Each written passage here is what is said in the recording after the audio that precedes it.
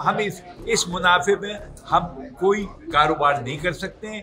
अगर बंद करना पड़ेगा मजबूरी, नुकसान पे हम नहीं चल सकते। नुकसान में तो कोई कारोबार नहीं चल सकता। हमारा जी सिंपल एक नुकाती एजेंडा है कि जिसमें हम लोग ये कह रहे हैं कि हमारा कमीशन बढ़ाए, और जो हम कह रहे हैं कि जो पहले भी इन्होंने कमिटमेंट की थी कई साल पहले, सारी गवर्नमेंट इवन प्रीवियस गवर्नमेंट ने भी 5% का वादा किया था, पाइट की रिपोर्ट्स भी थी, अभी इन्होंने भी पाइट की स्टडीज़ करवाई हैं। हम कह रहे हैं कि हमें आप 6% दे दें, आवाम पे उस पर कोई बोझ नहीं डालना, इन्होंने अपनी लेवी कम करनी है, टैक्सेस कम करनी है, उसमें से हमें दें ताकि हम लोग बाइज़ तरीके से अपना रोज़गार कमा सकें।